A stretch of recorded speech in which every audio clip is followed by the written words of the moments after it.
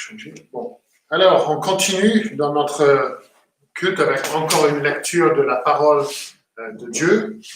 Cette fois, c'est encore une fois dans le Nouveau Testament, et cette fois, c'est dans le livre des Actes. Nous sommes en train d'étudier ce livre ensemble.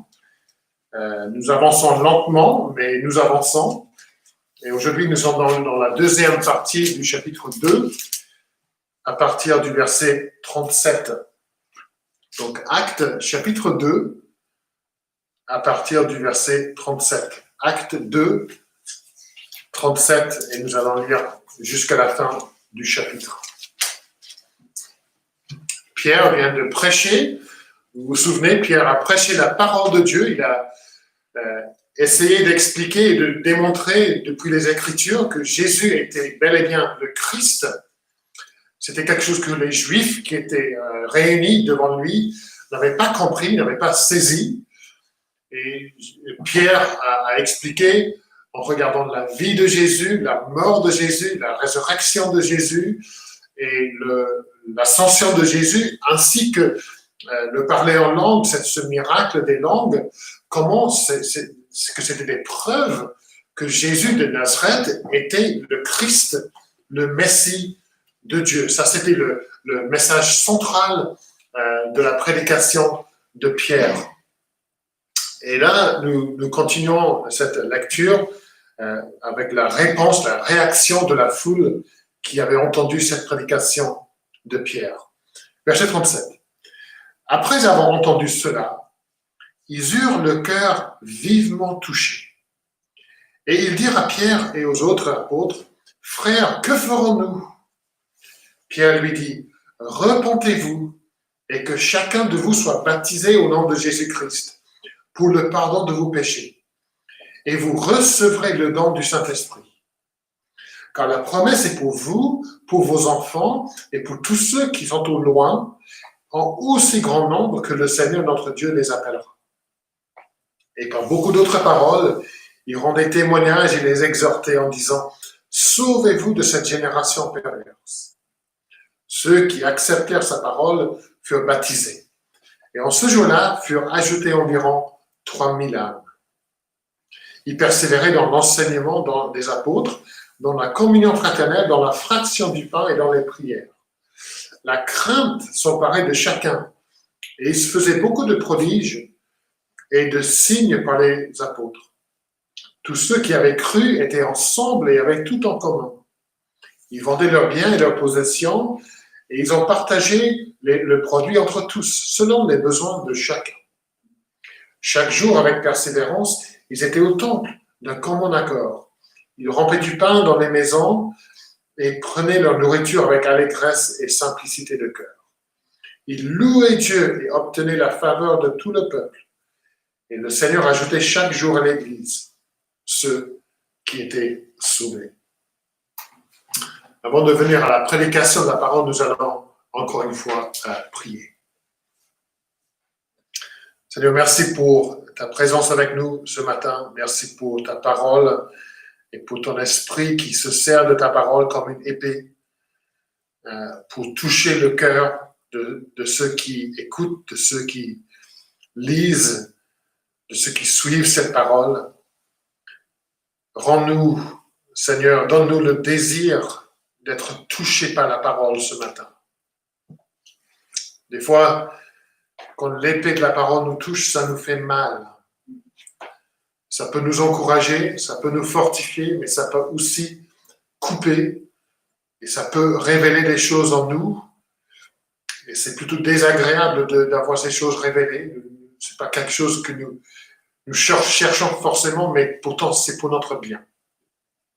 Donc aide-nous à être ouverts à l'activité de l'esprit. Aide-nous à ne pas résister l'œuvre de l'esprit en nous ce matin. Que les portes de notre cœur soient ouvertes et que l'esprit rentre pour faire son travail en nous. Bénis ta parole, bénis la prédication de ta parole à nous tous. Et c'est au nom de Jésus que nous prions. Amen. Donc, veuillez bien garder ce passage ouvert devant vous. Nous n'allons pas étudier tout le passage, nous allons simplement étudier les versets 37 à 41. Au début de notre série dans le livre des Actes des Apôtres, nous avons vu qu'un meilleur titre pour le livre, ce serait les actes de Jésus par son esprit à travers ses disciples. Luc, l'auteur de ce livre, dit qu'il avait déjà écrit sur Jésus, sur ce que Jésus avait commencé de faire et d'enseigner. Nous avons vu ça au chapitre 1, tout au début. Alors, Jésus, selon Luc, il a encore des choses à faire. Il a encore son Église à bâtir, il a encore des choses à enseigner, encore des vies à toucher, à transformer. Et tout de suite, dans ce livre, nous voyons la venue du Saint-Esprit, l'Esprit de Dieu, envoyé par Jésus pour continuer ce travail, pour équiper les disciples à continuer le travail. Et ce qui est intéressant, c'est de voir ce qu'on appelle le modus operandi du Saint-Esprit, c'est-à-dire comment l'Esprit fait son travail, son œuvre. Quelle est sa façon d'agir? Et nous le voyons tout de suite au chapitre 2. Nous voyons ce qui se passe quand l'Esprit de Dieu commence à agir. Moi, j'aime bien passer du temps à regarder des artisans, des personnes vraiment douées dans leur travail, dans leur métier. J'adore prendre le temps pour bien apprécier leur adresse, leur savoir-faire, leur talent. Je pense à Joël qui bricole dans notre maison, je pense à Daniel qui répare notre voiture, et je regarde, je dis, heureusement qu'il y a des gens doués comme ça. J'adore regarder un artisan en train de créer quelque chose de vraiment beau.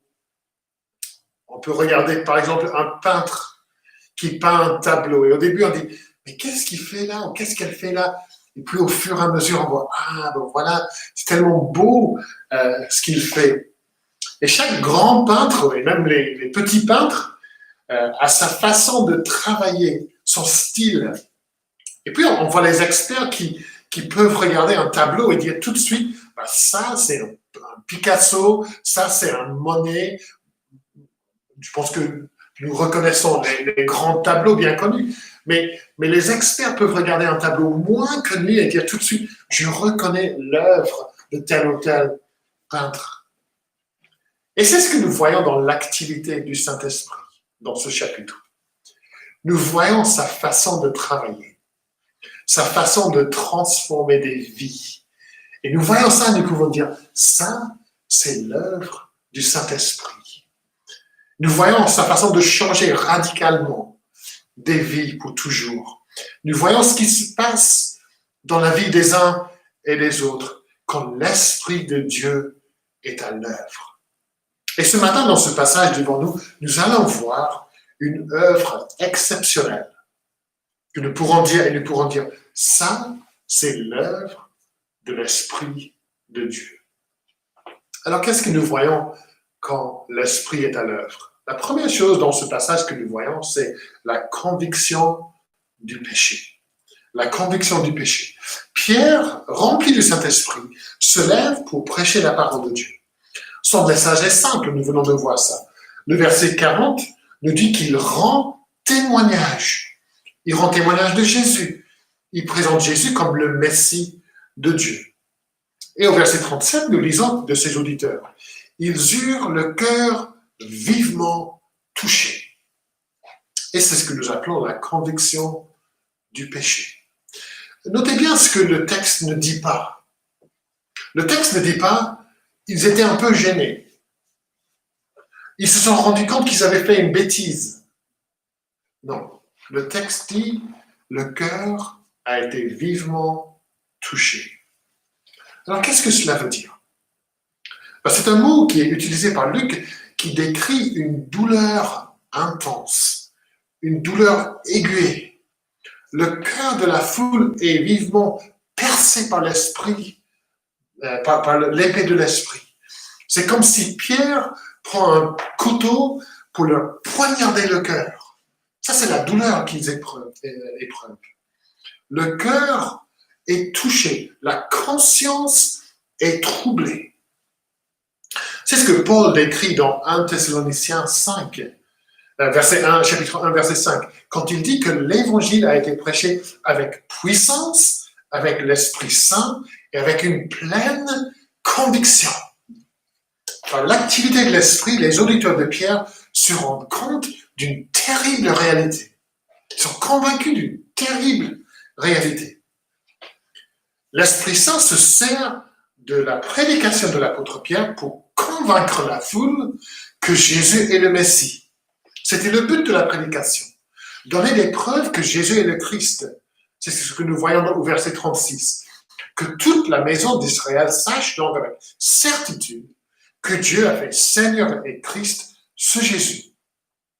Et Pierre, après avoir convaincu la foule de cette vérité, il annonce une terrible réalité, une terrible vérité qui accable ses auditeurs. Ce Jésus, le Christ, le Messie que vous attendez depuis des siècles, vous l'avez tué. Vous l'avez crucifié.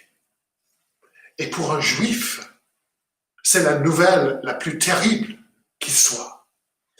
Vous, les Juifs, vous avez tué le Messie.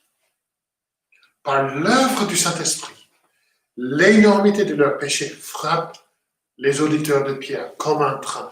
Déjà, si Pierre leur avait dit « le Messie est mort », le Messie a été tué. Mais il a dit « vous avez tué le Messie ».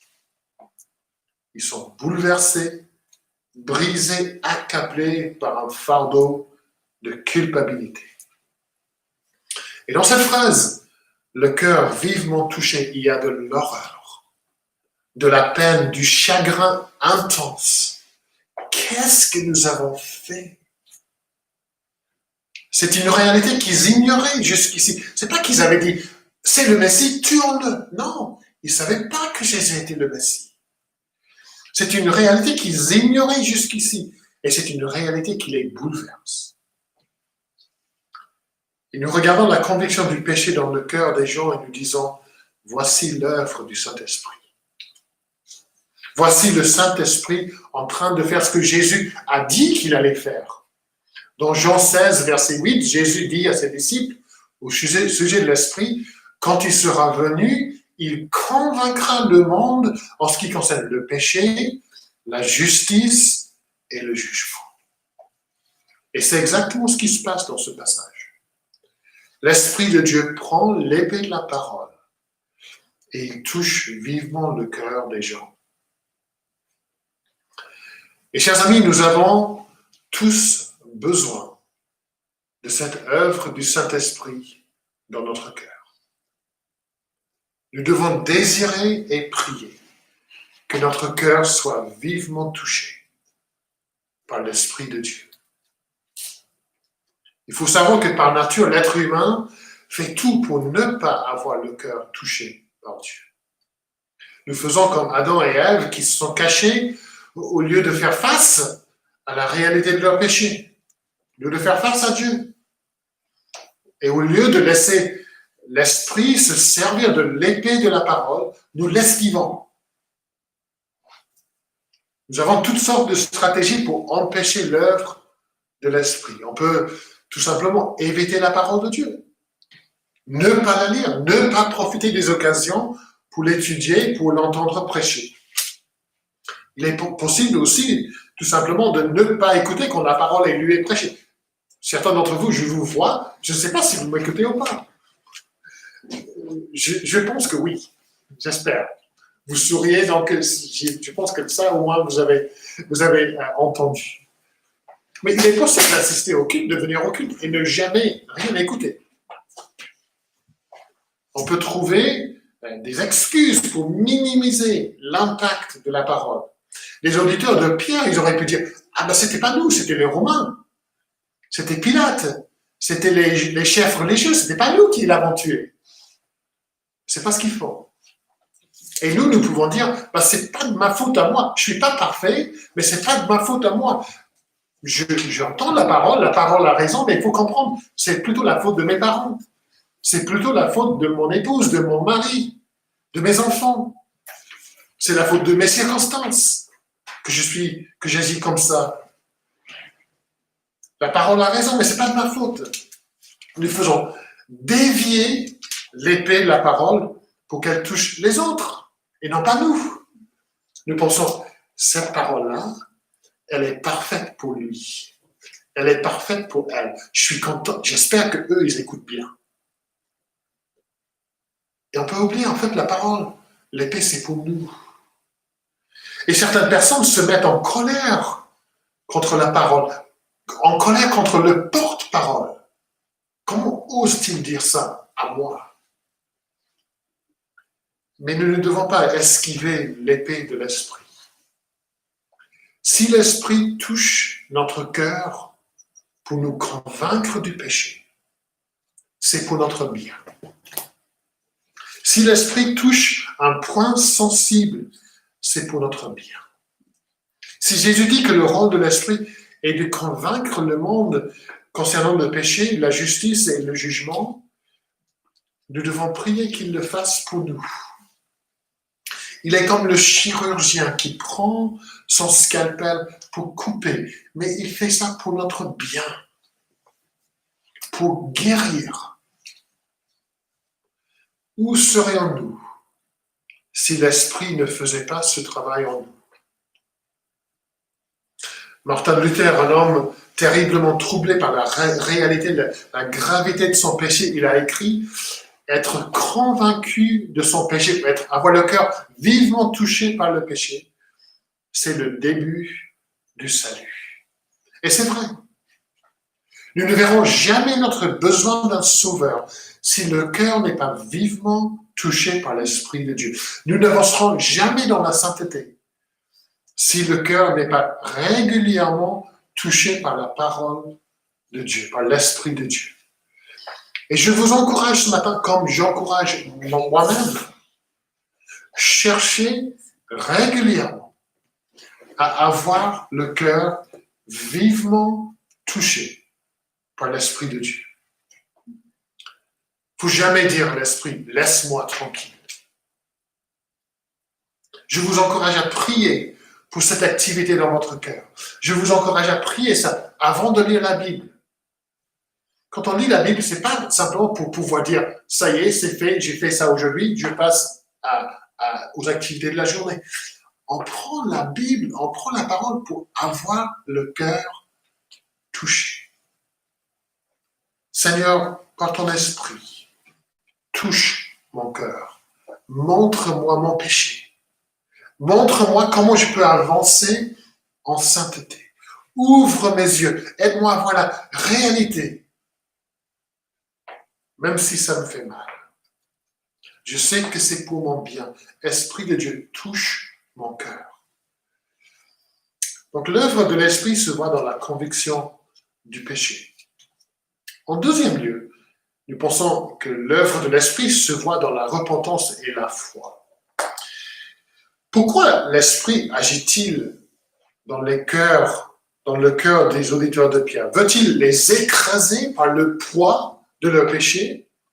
Est-ce de la cruauté de la part de l'esprit quand il les accable d'un poids qu'ils ne peuvent pas porter? Pourquoi convaincre le monde du péché et du jugement? Le but de l'esprit, c'est de les amener à la repentance et à la vie. Ce sont des gens de la foule. Que font les gens de la foule au verset 37? Qu'est-ce qu'ils font? Lisons. Après avoir entendu cela, ils eurent le cœur vivement touché et ils dirent à Pierre et aux autres apôtres, « Frères, que ferons-nous » Ils cherchent de l'aide. Ils cherchent à régler ce terrible fardeau de leur péché. Ils crient « Au secours » Ils dirent à Pierre et aux autres, « Que ferons-nous » Ils reconnaissent le péché, ils reconnaissent la situation terrible dans laquelle ils se trouvent et ils veulent que ça change. Ils cherchent une solution. Et leur question, c'est peut-être la question la plus importante qu'un être humain puisse poser. Que ferais-je? J'ai une énorme dette de péché contre Dieu. Je me tiens devant le Seigneur Jésus-Christ, mon Dieu et mon juge. Je suis coupable. Que ferai-je? Et c'est un cri que nous entendons et nous voyons ailleurs, dans la bouche des hommes désespérés. Je pense notamment au geôlier dans Acte 16, verset 30. Il dit à Paul et à Silas, que faut-il que je fasse pour être sauvé? L'apôtre Paul lui-même nous dit dans Acte 22, verset 10, quand il a rencontré le Seigneur Jésus, il a dit, alors je dis, que ferai-je, Seigneur? Le Saint-Esprit touche vivement le cœur des gens afin de les amener à chercher une solution. Mais y a-t-il une solution? Y a-t-il une solution pour ceux qui ont tué le Christ de Dieu? Et la solution donnée par Pierre, c'est la repentance et la foi en Jésus-Christ. La repentance et la foi sont encore des preuves de l'activité de l'Esprit. Voyons d'abord la repentance. Pierre dit au verset 38, « Repentez-vous ». On vient de voir ce mot avec les enfants. Pierre appelle la foule à la repentance. Et on dit, comme j'ai dit aux enfants, que dans la repentance, il y a 3 éléments clés. D'abord, il y a la reconnaissance du péché. On reconnaît que le péché, c'est d'abord et avant tout un affront à Dieu. N'est-ce pas ce que le roi David a reconnu quand il avait pris la femme de l'autre, et il avait fait tuer ce monsieur, le mari dont il avait volé la femme, dont il avait pris la femme. Et David dit dans le psaume 51, « J'ai péché contre toi, contre Dieu. Contre toi seul, j'ai fait le mal à tes yeux. » Il a reconnu le mal qu'il avait fait contre Dieu. Et c'est clair que la foule, dans Acte 2, les gens dans Acte 2, ils reconnaissent le péché, sans doute pour la première fois. Mais une reconnaissance du péché, ça ne suffit pas. Le diable reconnaît son péché. Il y a plein de gens qui reconnaissent le péché, mais qui ne se repentent jamais, qui s'en fichent complètement de leur péché. Donc la repentance, oui, c'est la reconnaissance, mais c'est aussi le remords du péché. Quand il se repent, y a-t-il du remords? On se lamente son péché. On est peiné par son péché, profondément troublé par son péché. Et encore une fois, c'est le cas pour la foule à Jérusalem. Ce remords est clair quand nous lisons que le cœur a été vivement touché. Ils sont clairement, terriblement peinés par leur péché.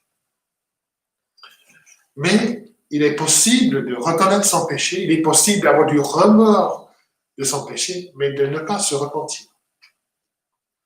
Donc il faut un 3e élément, et c'est la résolution de changer.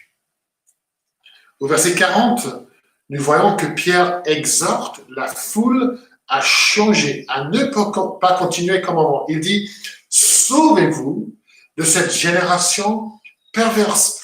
Séparez-vous d'elle. Ne soyez plus comme eux, comme les gens de cette génération perverse. Vous ne pouvez pas continuer comme avant. Il faut un changement d'attitude, un changement de vie. Cette génération perverse, sa façon de penser, sa façon de parler, sa façon de se comporter, vous devez vous en sauver. Vous ne pourrez plus vivre comme elle, ni penser comme elle. Il faut un changement radical dans votre façon de voir Jésus. Avant, vous le voyez comme un rabbin, comme un rabbi, comme un homme comme les autres. Mais maintenant, vous le voyez comme le Christ. Il faut un changement. Une résolution de voir le monde, de voir Dieu, de voir vous-même différemment. L'œuvre de l'Esprit, c'est la repentance. Et ce processus de repentance, ce n'est pas uniquement quelque chose qui se passe au début de la vie chrétienne. Oui, il y a un changement radical qui a lieu à notre conversion. Mais on pourrait dire que la repentance, c'est un processus presque quotidien, qui continue tout au long de la vie chrétienne. Reconnaissance du péché, remords du péché, et une résolution de faire ce qui est nécessaire pour nous détourner du péché, pour suivre et pour servir Dieu. C'est un processus douloureux, mais un processus nécessaire. Et je nous pose la question, à moi-même et à vous aussi, que savons-nous de cette repentance? La première fois que vous voyez Jésus prêcher dans les évangiles, nous lisons ces paroles. Le moment, c'est Jésus qui parle, le moment est arrivé et le royaume de Dieu est proche. Repentez-vous et croyez à la bonne nouvelle. Dans Luc 5, verset 32, Jésus dit, « Je ne suis pas venu appeler les justes, mais des pécheurs à la repentance. » Vous vous souvenez des 7 églises dans le livre de l'Apocalypse que nous avons étudié, ces lettres? Jésus leur a écrit des lettres, et dans 6 des 7 lettres écrites à des églises, Jésus exige la repentance, un changement. Et peut-être que je vous parle ce matin, et si vous êtes honnête, la repentance ne fait plus partie de votre vie. Oui, il y avait un moment dans le passé où vous avez pris une décision de ne plus faire ceci, de ne plus penser ceci, cela. Mais vous avez même du mal à vous souvenir de la dernière fois où vous êtes repenti d'une attitude, d'un comportement, d'un péché dans votre vie. Peut-être que je parle à quelqu'un et vous êtes arrivé à un moment dans votre vie et vous n'examinez plus votre cœur. Vous n'examinez plus votre vie. Vous savez très bien qu'il y a des attitudes, des habitudes dont vous devez vous repentir. Mais vous ne faites rien. Vous n'écoutez plus la voix de l'esprit. Vous ne demandez plus son aide. Et si la repentance est une preuve de vie spirituelle, comment comprendre un manque de repentance? Que la repentance, la poursuite d'une vie sainte, fasse partie de notre vie quotidienne, à nous tous. C'est une œuvre de Saint-Esprit. Et ça se voit dans la conviction du péché et dans la repentance. Reconnaissance, remords, résolution. Et puis, l'œuvre du Saint-Esprit se voit dans la foi. L'œuvre du Saint-Esprit se voit dans la foi. Quand Pierre se lève pour prêcher, il a devant lui une foule incrédule. Certes, la plupart croient en Dieu, c'est des Juifs pieux, mais ils ne croient pas encore en Jésus-Christ, Jésus le Christ. Ils savent que Jésus est un personnage historique, mais c'est tout. Pour eux, il n'est pas plus que ça. Mais le Saint-Esprit agit dans le cœur des uns et des autres et ils commencent à croire. Regardez le verset 41. Luc parle de ceux qui acceptèrent sa parole. Autrement dit, ceux qui ont cru. Verset 44 parle de ceux qui avaient cru. Ils ont cru en tout ce que Pierre avait dit concernant Jésus. Ils ont cru que c'est la vérité, que la parole de Pierre est digne de leur confiance. C'est pas des mythes, c'est pas des histoires farfelues. Pierre annonce la vérité. Jésus est bien ressuscité, il est le Christ et nous l'avons tué. Et par l'œuvre du Saint-Esprit, les gens croient. Mais leur croyance, leur foi, se manifeste dans leur vie, dans leurs actes, dans leurs œuvres. On voit par exemple la foi des gens dans leur baptême. Dans Luc parle au verset 38 et 41. Leur baptême, c'est une déclaration publique de l'œuvre de Jésus-Christ à leur égard. Par leur baptême, ils déclarent haut et fort, « Voici ce que Jésus-Christ a fait pour moi. Il m'a lavé, il m'a purifié. » Le baptême est une expression de leur foi en l'œuvre de Jésus-Christ. Et nous devons comprendre que la foi en Jésus n'est pas simplement croire que Jésus a existé, que Jésus est le Fils de Dieu, le Messie. Encore une fois, on peut dire que Satan, il croit tout ça. Mais ça ne change rien dans sa vie. Il y a une petite phrase au verset 38 qui nous aide à saisir ce que c'est la foi en Jésus. Nous disons que chacun de vous, dit Pierre, soit baptisé au nom de Jésus-Christ pour le pardon du péché. Voici ce qui est au cœur du message.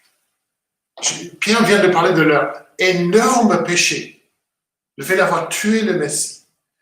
Et là, tout de suite, il parle du pardon du péché. La foi en Jésus-Christ, c'est pour le pardon des péchés.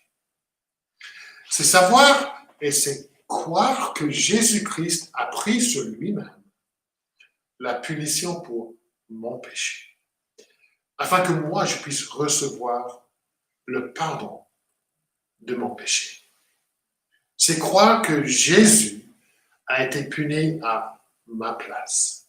Jésus a été puni afin que moi, je puisse être pardonné.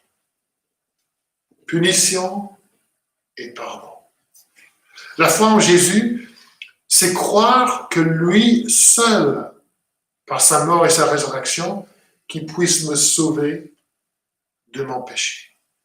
Ma confiance pour le pardon des péchés, c'est pas dans mon baptême, c'est pas dans mes œuvres, aussi bonnes ou mauvaises qu'elles soient. C'est pas par mon appartenance à une église quelconque que mes péchés sont pardonnés. Ce n'est pas dans la foi de mes parents. La foi en Jésus pour le pardon du péché, c'est la confiance que son sacrifice sur la croix a réglé la dette de mon péché. Si mon péché est pardonné, c'est grâce uniquement à Jésus-Christ. Un jour, vous savez, nous tous, nous allons nous tenir devant le trône de jugement de Jésus de Nazareth, celui que Dieu a fait Seigneur et Christ. Il y aura un jugement, c'est sûr, c'est certain. Donc je vous pose la question. En qui ou en quoi mettez-vous votre confiance pour ce jugement? Par la foi donnée par l'Esprit, le chrétien peut répondre « En Jésus seul est mon espoir. En Jésus seul, ma foi est placée. » Où est placée votre foi ce matin pour le pardon de vos péchés? Vous avez été convaincu de votre péché. L'Esprit a touché votre cœur. Où sera placée votre foi pour le pardon du péché? Ce pardon est disponible. Ce pardon est offert par Christ lui-même, qui avait été tué. Où est placé votre pardon? Pierre, il fait une magnifique promesse au verset 38. L'Esprit qui œuvre pour produire la conviction du péché, pour amener à la repentance et à la foi, Pierre promet que ce même Esprit sera donné à tous ceux qui viennent dans la repentance et dans la foi, et que cet Esprit demeurera en eux. L'activité de l'Esprit, l'œuvre de l'Esprit n'est pas limitée à la conversion. Il continue à œuvrer tout au long de la vie du chrétien. Le Saint-Esprit est promis à tous ceux qui se repentent et qui croient. Nous disons souvent que dans le livre des Actes, il y a des choses qui se sont passées qui ne se reproduisent pas. C'est un moment unique dans l'histoire de l'Église. Mais le verset 39 nous dit que cette œuvre de l'Esprit de Dieu n'est pas limitée au jour de la Pentecôte. Regardons ce verset. C'est la promesse, car la promesse est pour vous, pour vos enfants et pour tous ceux qui sont au loin, en aussi grand nombre que le Seigneur notre Dieu les appellera. Ces paroles font penser à l'alliance conclue avec Abraham, la promesse pour lui et pour ses descendants, mais aussi pour le monde entier. C'est une promesse de grâce faite à Abraham. Et c'est une promesse de grâce qui est faite ici. Dieu a appelé Abraham. Dieu a appelé 3000 personnes le jour de la Pentecôte. Et Dieu continue à appeler, par son esprit, à appeler des hommes et des femmes et des enfants aujourd'hui. Peut-être que même dans le temps que nous avons ici ce matin, Dieu est en train de vous appeler. Je vois qu'il y a un certain nombre de personnes qui regardent. Je ne sais pas qui vous êtes, pour la plupart. La prière, c'est que Dieu vous appelle. Dieu a déjà appelé certains d'entre vous. Son esprit a déjà agi en vous pour vous amener à la conviction du péché, à la repentance et à la foi. Et son esprit vit en vous. Que Dieu envoie son esprit pour faire une œuvre de conviction ce matin, pour amener à la repentance et à la foi. Et que son esprit vienne et agisse avec puissance parmi nous, parmi nos enfants et parmi tous ceux qui sont au loin. Amen.